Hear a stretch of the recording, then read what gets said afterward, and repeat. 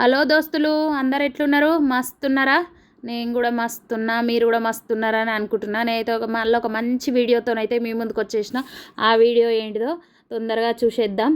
Short and స్వీట్గా healthy recipe. తప్పకుండా ఎవరైనా ట్రై చేయని వాళ్ళు ఉంటే ట్రై చేయండి. ఇది వచ్చేసి కరివేపాకు మునగాకు పౌడర్ ఎలా చేయాలో ఈజీగా చూపిస్తాను ఈ వీడియోలో. అయితే మా ఫ్రెండ్ అయితే చేసింది, వాళ్ళ బాబుతో చేపించిందనమాట. చూసేయండి మీరు ఎలా చేశాడనేది. ఫస్ట్ అయితే కరివేపాకు మునగాకు తీసుకొచ్చి ఫ్రెష్గా కడిగి ఒక కాటన్ క్లాత్లో ఆరేసుకోవాలి ఫ్యాన్ కింద. అది ఆరేలోపు అయితే మనం ఇంకా కొన్ని ఫ్రై చేసుకునే ఐటమ్స్ ఉంటాయి, అవి ఫ్రై చేసుకోవాలి.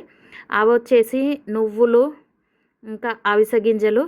ఈ రెండు అయితే నార్మల్గా ఫ్రై చేస్తుంది, ఆయిల్ లేకుండా. ఇంకా ఎండుమిర్చి, కావాల్సినంత ఎండుమిర్చి తీసుకోవాలి, కారానికి సరిపడా.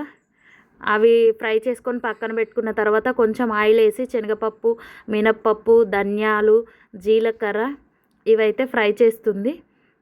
ఆయిల్ లేకుండా కూడా ఫ్రై చేసుకోవచ్చు, ఆయిల్ వేసుకొనైనా ఫ్రై చేసుకోవచ్చు, అది ఎవరి ఇష్టం వాళ్ళు. కొంచెం ఆయిల్ వేయకుండా ఫ్రై చేస్తే కొంచెం ఎక్కువ రోజులు నిలువ ఉంటుందన్నమాట. ఇక్కడ వచ్చేసి ఆరిపోయింది అవి ఫ్రై చేసుకునే లోపు. ఇంకా అవి కొంచెం ఆయిల్లో వేపి ఇలా మిక్సీ పట్టేస్తుంది అనమాట. మిక్సీ పట్టేటప్పుడు కొంచెం ఎల్లిపాయలు కూడా వేసుకోవాలి, చాలా బాగుంటుంది. ఇంకా మొత్తానికి పౌడర్ అయితే రెడీ అయిపోయింది.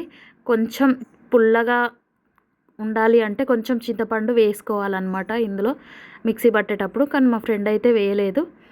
ఇంకా ఇక్కడ అంతా ఒక గాజు బాటిల్లోకి ఎత్తేసి అందులో కొంచెం నెయ్యి వేసుకొని కలిపి వాళ్ళ తమ్ముడికి అయితే పెడుతుండు టేస్ట్ చూడమని. ఆ చిన్నోడైతే టేస్ట్ చూసి అదుర్స్ అంటున్నాడు.